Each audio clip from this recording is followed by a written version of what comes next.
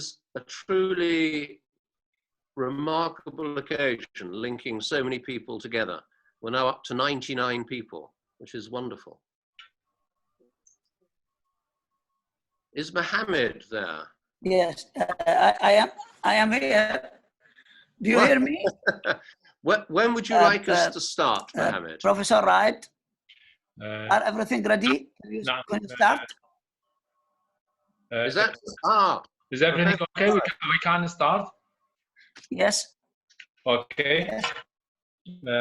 بسم الله الرحمن الرحيم. اللهم صل على محمد وآل محمد. السيد رئيس الجامعة المحترم، السادة العمداء المحترمون، السيد رئيس المجلس الوطني، السادة أعضاء المجلس الوطني المحترمون، السادة المحاضرين، السيدات والسادة الأساتذة الحضور والضيوف الكرام، السلام عليكم ورحمة الله وبركاته. تقبل الله صيامكم وقيامكم وأعمالكم، ونحن نودع أيام شهر رمضان ونستقبل أيام عيد الفطر المبارك. أرحب بكم أجمل ترحيب. Mr. University President, President of the National Council for Medical Accreditation and members, distinguished deans, distinguished speakers, distinguished faculties and guests. It was an honor to have you all on this special evening discussing one of the important subjects faced during the implementation of the online teaching and learning, that is the student engagement. As you know all, we're always thinking about the student engagement since many of our colleges turn from teacher center to student center. And during these days, we're facing this subject, and the issue to discuss this subject was now on the table. So I welcome all of you. I will turn the speech to Professor Yasser Naftah Hassoun, the president of the university, if he is with us. Professor Yasser.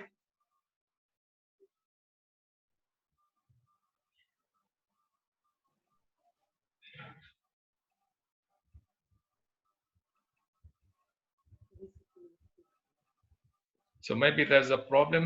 Professor Mohammed Saeed, you can have the stage now. بسم الله الرحمن الرحيم. الحمد لله رب العالمين والصلاة والسلام على محمد وآله الطيبين الطاهرين. السيد العميد المحترم، السادة العمداء المحترمون من كليات الطب العراقية، السيد الأستاذ الدكتور نايجل باكس، الدكتور دبرة باكس، أساتذة كليات الطب، السيد المساعد العلمي المحترم، السادة المدراء العامون في وزارة التعليم العالي المحترمون، الجميع مع حضر الألقاب المقامات، السلام عليكم ورحمة الله وبركاته. Dear colleagues, we are honored today to invite an elegant speaker well known to Iraqi medical schools since 2015. He did workshops. He helped Iraqi medical schools a lot in improving standard of medical education since that time.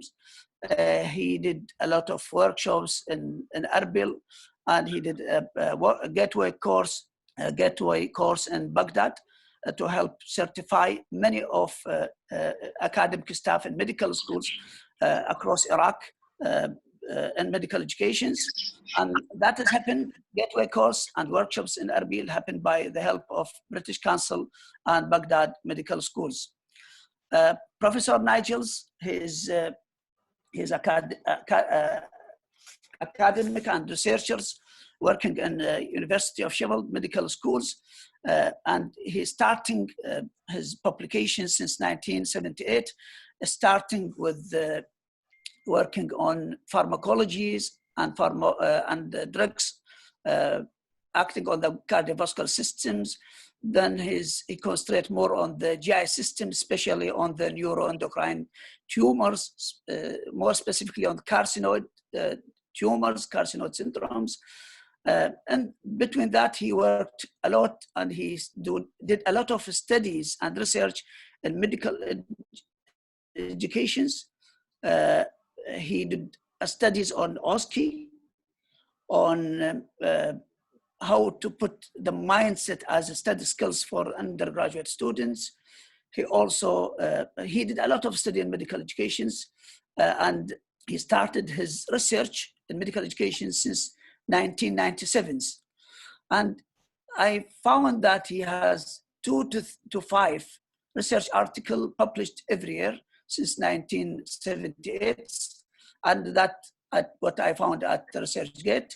He may have more, but this is what I found in ResearchGate. Professor Nigel is not only researchers, he's not only teachers.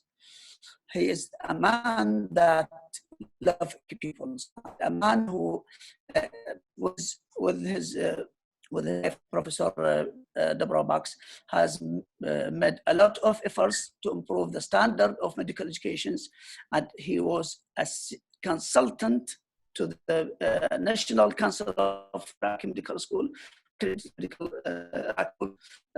he is very keen to continue helping Iraqi Medical School. I think Iraqi Medical Schools has to invent in the experience and expertise of our elite speaker, Professor Nigel Bax and Professor Nigel Bax. Professor Nigel Bax, we're more than happy today to listen an Iraqi from the north, from Duhok, Erbil, Slemaniya, to the south, to Basra, across Baghdad, Karbala, everywhere now are listening to you. The floor is yours. Thank you very much. Well, thank you very much for what a lovely introduction. And thank you, Professor Raid, the Dean of Kufa. It's lovely to see you too, Hilal. I can see you on the screen here. Yes, thank you. And it was through Hilal that we actually started our work in Iraq. And looking at the diary, it was 11 years ago. We've been doing this for 11 years. And thank you for inviting us back. It's a real honor to be with you. And thanks very much to Professor Mohammed Said for arranging this and for fixing it up. I can now see that there are 137 participants, which is absolutely remarkable for 9 o'clock on a Friday evening in Iraq. Just congratulations to you all. And another big congratulations, how you have contained COVID-19, we want to know, because we haven't done as well as you have done. You've done something very different and special, and we need to learn what you've done. So what I'm going to do is to share my screen with you, and then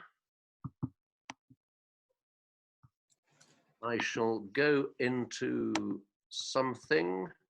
Now, what I would be grateful for is if Dr. Shilan and Professor Raid and Hilal, if you could turn your videos off, because where the videos are at the moment are going to obstruct some of the slides. So if everyone could turn their videos off, and if everyone could turn, apart from Mohammed, you can keep yours on. So we'll go into this. If everyone gets rid of everything. Hilal, I can still see you smiling. Still photograph of you in your office. So it is only a photo, and the video have been paused, Nigel. Ah, well, okay. I'm not quite sure how we get rid of Dr. Shilan. And Raid, I can still see your delightful still Nigel, you can stop the video for all from you by one click. How do I do that? Dr. Falah, you can do that. Dr. Falah, the technical support. I can't do it from here because I'm not actually the host. We're playing. The host can unmute and stop the video for all by one click. Okay. So if Mohammed can stop the video for Hilal, Professor Raid, and also Dr. Shilan, that would be great. Dr. Falah, if you hear Professor Nigel asking for muting and stopping video. Yeah, we've got rid of the video, but we've now got a still photograph of Hilal and Raid. This is only photograph, Nigel. It cannot be got. This is the Once you stop the video, a photograph of the icon of the site. You can This is minimize. not a video. Professor Nigel, everyone now is muted, and there is no videos. This is only pictures. There is only photos and icons. You can minimize the. We'll give it a try. We'll give it a try. I've got lots sorry, everyone can minimize. Can in the corner, upper corner, right upper corner, can minimize it to the just not the small, the second rectangles. You can use it. It will not affect the slides. Okay. Okay. Everybody, thank you very much. I've taken everything off. So this is actually one of the first problems of online teaching. I can't see you, but we know you're there. So we know when people are raising their hands, and hopefully you'll be able to see most of the things that we're going to show you. So, for the last 11 years, we've worked with a number of medical schools and colleges throughout Iraq, and it's been a huge learning experience for us. We have benefited hugely. Our own medical schools in the UK have benefited listening to you. And here are some of the schools that we've worked with. We've also worked with the Ministry of Higher Education, and particularly valuable has been our work with the Ministry of Health, which we've valued hugely. What we're going to talk about today for about 30 to 35 minutes, and then there'll be an opportunity for questions, is how we're teaching at the moment and how that teaching can be translated into online teaching. The world has had to suddenly adopt online teaching because we can't teach in the way that we have been teaching in the past. We're going to discuss what you want your teaching to achieve, what it is that you're trying to do in online teaching. And that's a bit different from face-to-face teaching in a lecture theatre. How do you engage your participants? And how do you do it? Some principles we're going to discuss, and how not to do it. There are some real mustn'ts. UNESCO has published a document which has shown that actually around the world there are about 158 countries in which there is complete lockdown of education at primary, secondary and higher levels. 158 countries, and on this slide those countries affected, your own included, are in purple. Those that have shut down a bit are in pink, and those that have shut down not at all, Iceland and Norway in particular, are shown in blue. 70% of all world learners, school children and people at university, have been affected. That's 1.2 billion people. At the moment, we teach a bit like this. Here's a lecture theatre, and here's a clinical encounter, a student being taught how to examine a chest. But we're going to have to change. And we have to adopt new ideas, new principles. The world is a very different place now to what it was quite recently. One of the things that we wish to achieve for our students is to develop their abilities. We're trying to develop too their competence and their confidence. Confidence comes from having ability and knowing you've got ability, and then you can become a proper intern. Ability is developed by having knowledge and actually using the knowledge, not just being a recipient of knowledge, but by being able to use that knowledge in a practical and clinical way. To do that, you need to be guided and you need to be mentored. And this is quite a challenge when you come to online learning. You also need to be challenged in a very supportive manner so that a student's understanding is reinforced. And students will need to be assessed so that you know and they know that they've got the right level of understanding and know how to apply it. But there are some challenges with online teaching, inevitably. One problem is the retention rates are very much lower in online teaching than they are in face-to-face teaching. This is a global problem. This is a worldwide issue. And there are a few clues as to how we might be able to solve some of these issues. It's easy for students not to attend. They can click and you think they're online, but actually they're not. They're not watching. They're playing with their phone, they're doing games on another computer. And that's actually what happens. They don't listen because they think, oh, well, I'll look at the recording later on. It's easy for students to hide. And there is no community of learners. They don't feel part of anything because they're isolated.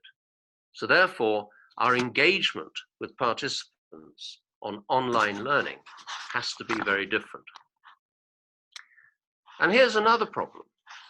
We don't know how long students are going to pay attention to teaching that is being delivered online.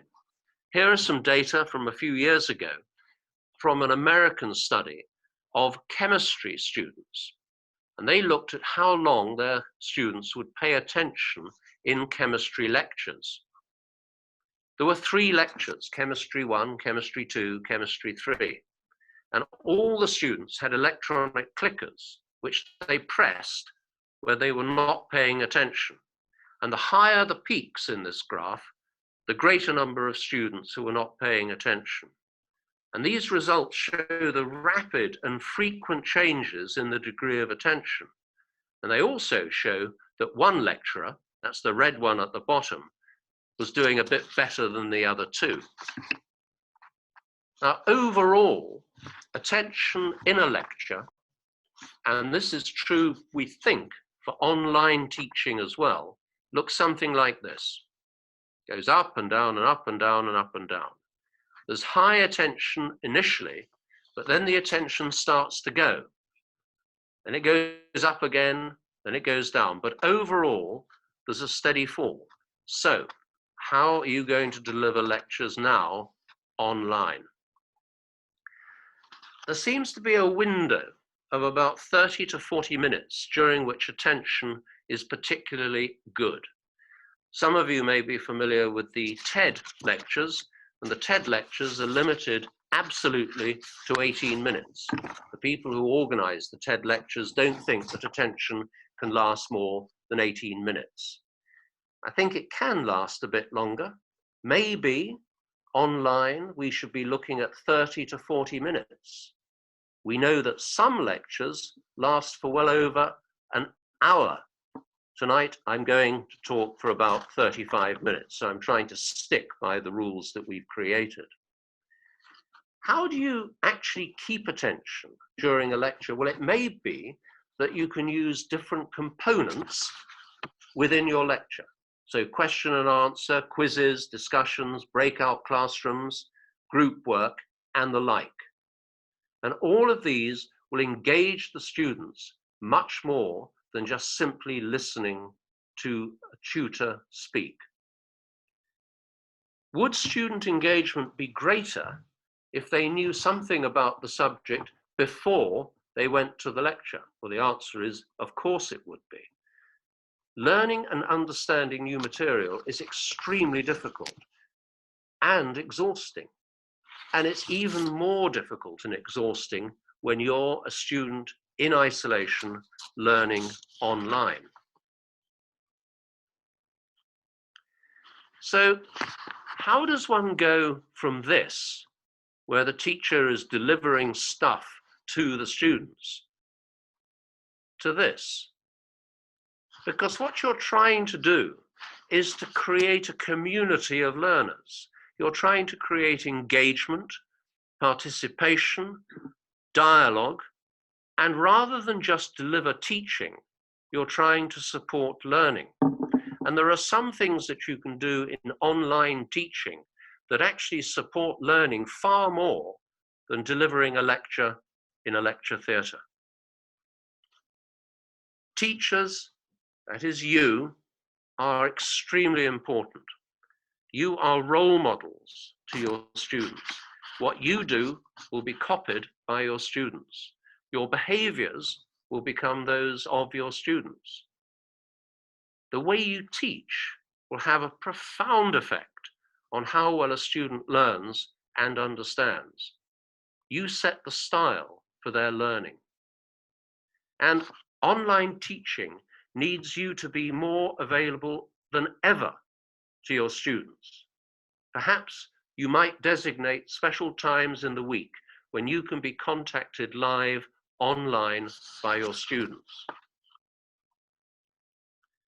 Your teaching is one part of something very much bigger.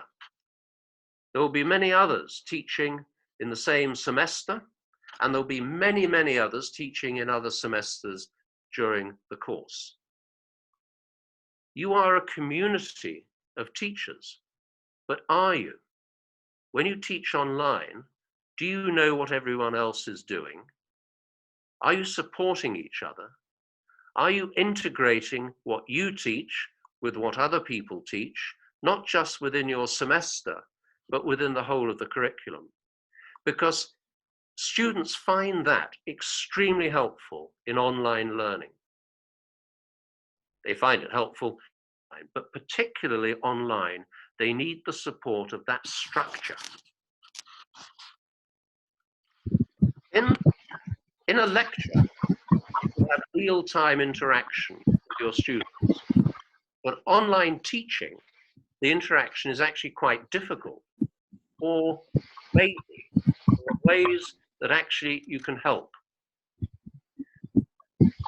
Kufa is available all the time online, in a lecture, but online teaching, the tutor and the students feel quite remote. I can't see you. I can hear noises. I can see things flashing on the screen, but I can't actually see you. I can't look in your eyes and see if I've got your heart and soul in what I'm saying. Whereas you can do that in face-to-face teaching. Testing understanding in a lecture is easy. It's instantaneous.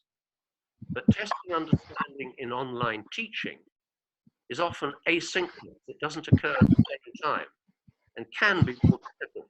But with practice, you can incorporate testing as part of your online presentation. That takes practice, that takes time.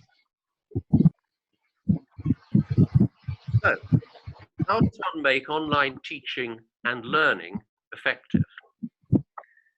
In a lecture theatre, the aims and objectives are nearly always related to the subject, and that alone. Whereas in online teaching, you've got chat rooms, group work, real-time encounters, asynchronous encounters, roll calls, and you can use polling devices to take a roll call. You ask a question of students and they can use their smartphones to answer. And when they answer, you know whether they're actually taking part. Outside input, like tonight, us here. And that's a great privilege for us to be with you. And then there's another issue.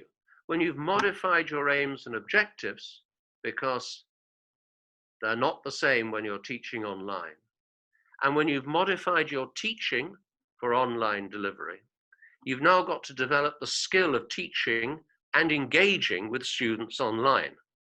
And that's very difficult. You have to learn to use a platform.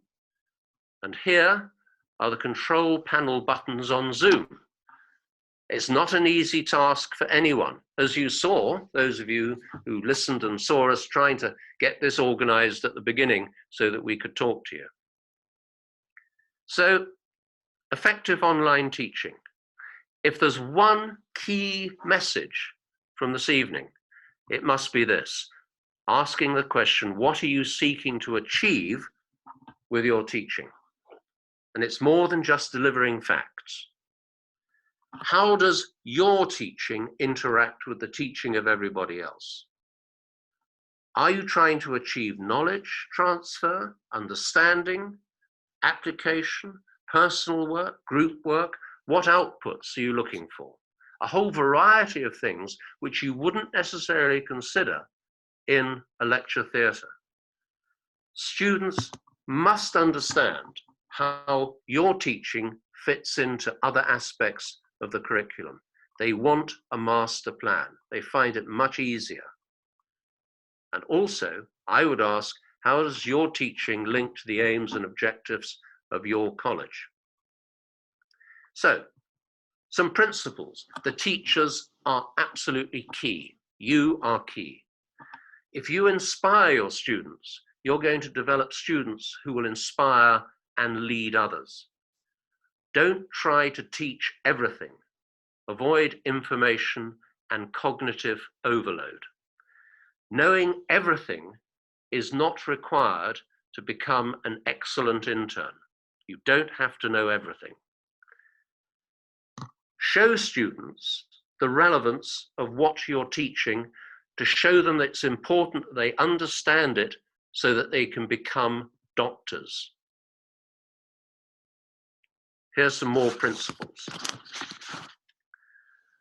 You, as a teacher, have to function differently now. You have to create dialogue between your students. You have to create collaboration between your students, interaction and productivity. They have to produce something. And if you can achieve that, you will get them engaged.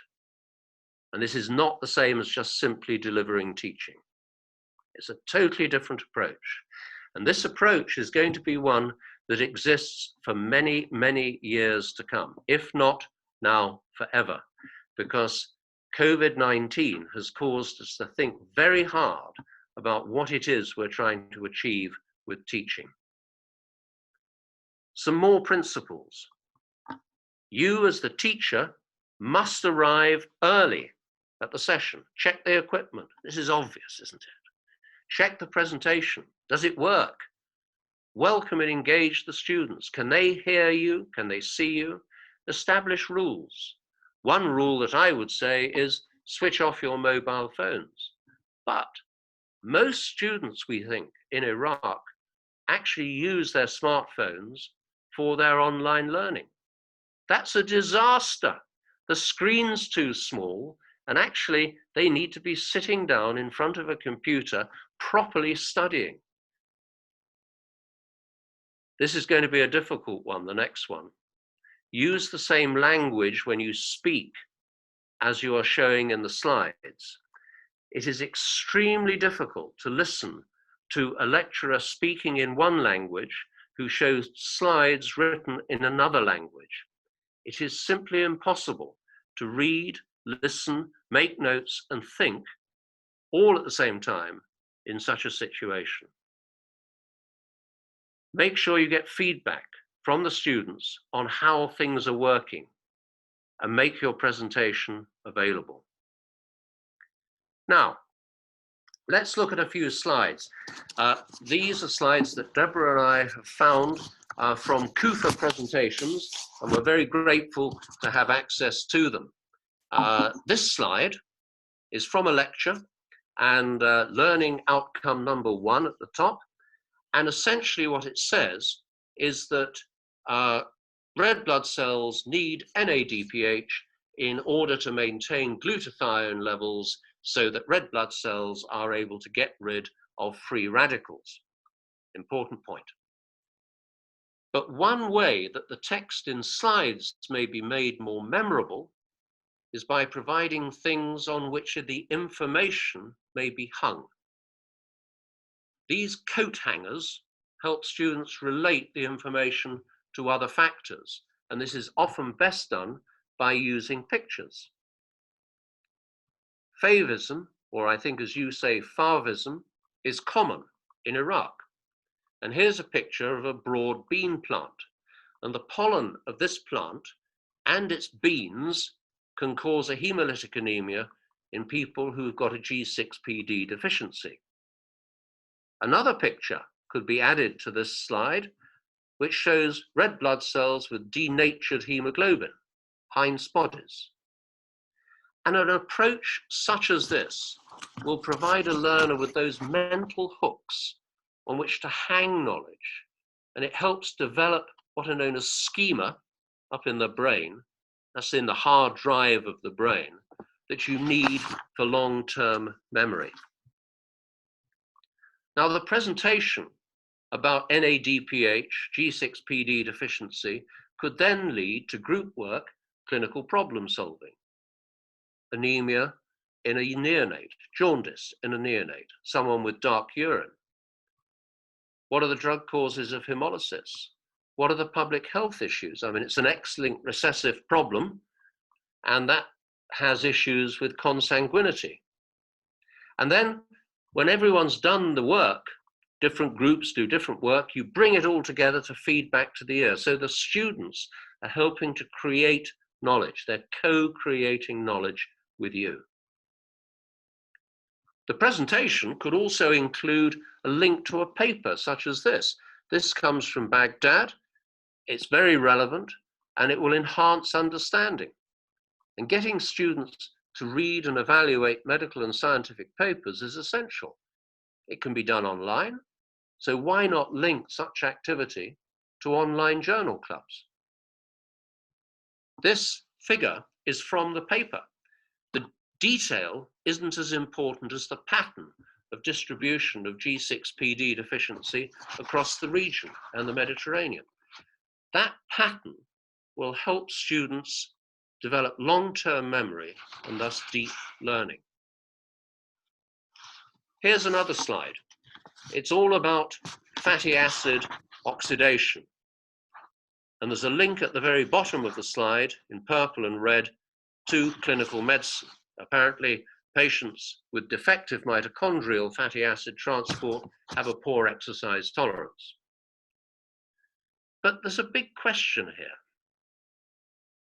Should information such as in this slide be part of the curriculum? And there are a number of guidelines that one might think of to decide whether or not that is the case.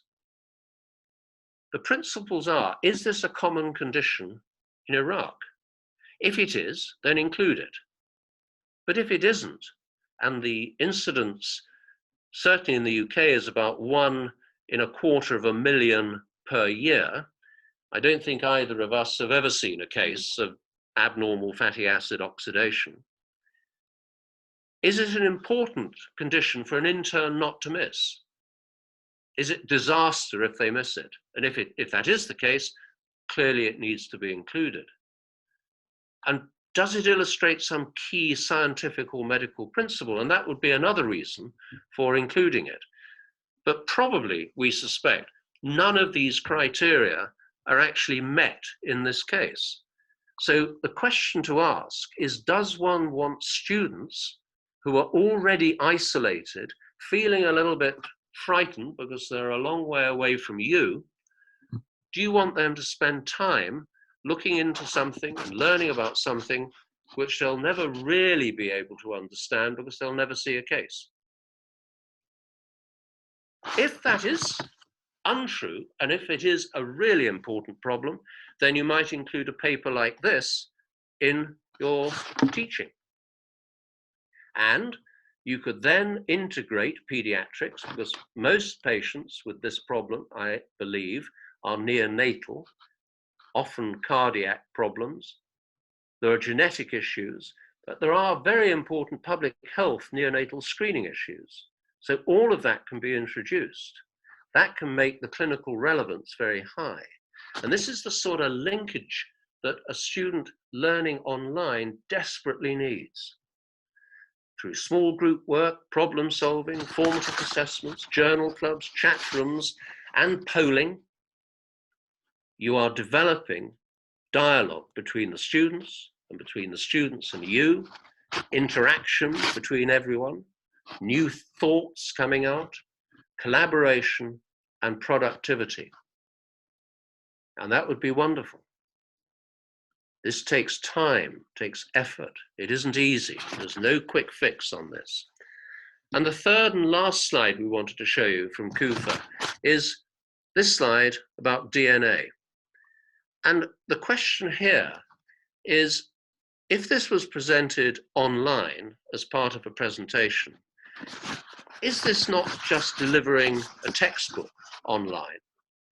And if that is the case, maybe one should think about putting all existing lectures into a textbook, available online, available 24/7, easy to update because knowledge is changing all the time, and links to other sources like papers. You have a dynamic textbook always being updated, but you then don't have to put that slide in a lecture because it's in a textbook. So when students come to a lecture or when they come into group learning online, they will have read the relevant bit of that textbook in advance. And the lecture, the online teaching, the delivery of whatever that you're doing online will illustrate, explain, and engage the students and take them beyond just the simple facts, but contextualize those facts in clinical medicine. But of course, learning needs much more than that. It needs the application of knowledge, and that's actually quite difficult to do online. No one has really solved that. It needs personal mentoring of the learner. Now, many of the students in Iraq will have a personal tutor. That personal tutor is absolutely vital. It also needs appraisal and assessment. Now, one way to absolutely make online learning fail is to overload the learner with facts. Information overload is very dangerous. So here, the factual load, here's some slides from a lecture, go into the head of the learner and they go into the working memory. That's like the RAM within the computer. It's not infinitely capacious. It has a very small volume, easily filled. What you're hoping is that you transfer information from the working memory, the cognitive load that is, into the long-term memory. That's the hard disk. That's where you've got retrievable information that you can quickly find. In one recent study, it was found that 25% of the variance in student satisfaction in online teaching was related to the size of the cognitive load. So another key message is don't deliver too many facts. Slides like those on the left should be abandoned. They really should be. There's too much information. So, some very simple rules, but they are evidence-based. Keep things as clear as possible. Make your slides clear. Keep the slides with as little text as possible. Make sure you know what the message is that you're trying to deliver and deliver it. Communicate clearly. Get the speech at the right speed, the right rhythms of speech. Practice, practice, practice. Explain to students that you're trying something new. We're all experimenting with online teaching. It's not easy for anybody. Anything can go wrong. The IT can fail, the internet can fail. So there needs to be a plan B. The plan B is something you tell the students at the beginning of your online teaching session, so if the communication systems fail, they've got something that they would be doing. And tell participants how to contact you, because they need you more now than ever before. So at least give them your email address. Know what you're seeking to achieve. Modify and maintain your engagement by using lots of different methods in your teaching. Don't use face-to-face teaching methodologies. It doesn't work. Don't assume, and this is a message for the dean, don't assume that your faculty can teach online. They won't be able to because they've never done it, probably. It's a different technique. It needs different skills. Don't assume that your students can learn online. The fact that they can use social media and play games on a smartphone or a computer does not correlate with their ability to learn online and know how to use your platform. Every college and every university needs to have experts in e-teaching. If you're going to go down that route, I really would recommend strongly that you invest in that. There are many platforms. Here are 6. Hopefully, everyone in the college will use the same platform, and then it can be supported appropriately. We're using Zoom tonight. Some people have anxieties about Zoom for security reasons, and our own university doesn't allow us to use Zoom proactively. We're using Zoom tonight because you've contacted us and we have engaged with you from afar. But we could not contact you by Zoom, or we're not supposed to, because of security issues and fear of hacking. Collaborate with your students, collaborate with yourselves. And within teaching blocks, within semesters, review what you're doing. Make sure that you're integrating what you're doing and make sure that you collaborate. So in the end, you try to integrate everything across the whole of the curriculum. You have a curriculum map which you can show the students online. They can work out exactly where they are. Terribly important. And finally, pretend that you are a student. Imagine that you are sitting in front of a screen, looking at yourself delivering your teaching, and ask yourself, how does it look? How does it feel? What can I do better? Now, we haven't talked really at all about clinical teaching, and there is no way that you can really do the sort of clinical teaching that's shown here online. It just is an impossibility. In Kufa, they are beginning to think about, could they develop a telemedicine center where senior clinical students, together with very close supervision from expert clinicians, will receive calls by phone and video from people who have anxieties about aspects of their health. And they will receive advice from the students and supervisors about what to do next.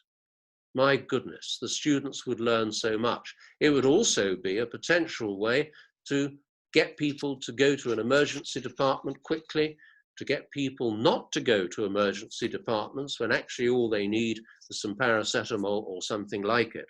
So with care and obviously involvement and approval by the Ministry of Health, this could be a vital tool to help deliver healthcare into Iraq.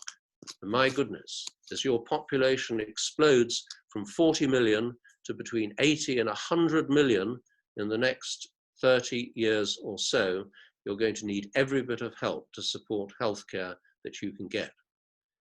And the second thing that they're considering, and Mohammed is thinking of, is developing what will be called a clinical cases handbook and app, absolutely focused on the clinical cases and problems seen by an intern.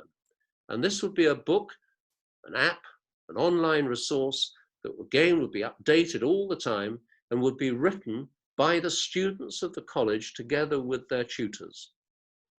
And it would help also develop the curriculum along the lines needed to make sure that people are well prepared to be an intern. So how do we increase student engagement? Well, communicate, get a learning community, collaborate across all the students, all the staff, train the students and staff. Some universities in the US have allowed 1 semester for staff to become familiar with how to use IT. My goodness, we don't have that luxury. We really haven't got the time. Have high quality live interactive teaching that enables students to learn, and essentially have a fast and stable internet. And that's a national problem which you have to deal with. What not to do, assume students can learn online.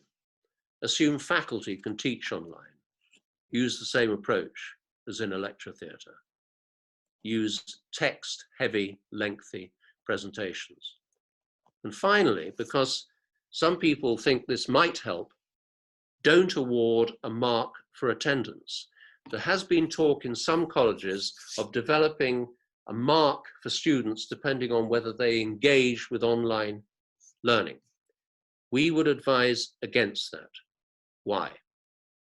Well, you test knowledge and its application, you test clinical competence, and there has been a suggestion that you test or give students a mark for attendance and also for their contribution.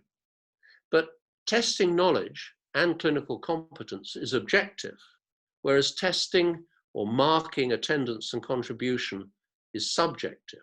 But let's say you go ahead with it and you award marks, so you can get marks out of 40 for knowledge, marks out of 40 for clinical competence, and out of 20 for your contribution. A student gets 15 out of 40 for knowledge, 15 for clinical competence, 20 for attendance, 50 out of 100, lo and behold, they pass. But they fail the two key elements. You've allowed them to pass because you've allowed compensation between different domains. And that is very, very dangerous. Now, we've given you a very rapid tour through some of the things, some of the issues affecting us all, students and staff in online learning. And we've come to almost the end, because the final message is, if you want to evaluate whether a student is contributing, whether they're attending, you need a different type of assessment. You can't use the mark system, and you can't combine that mark with marks for knowledge and marks for clinical competence. They're different factors completely. We are now at the end, and at the top of the slide you will see Te Mutunga, which is Maori in New Zealand for the end. Shukran, and thank you very much for listening. Thank you very much, Professor Nigel, for this very nice and fruitful presentations. I think now we are allow our colleagues, the deans, the staff, academic staff from all of Iraq to ask if they have questions.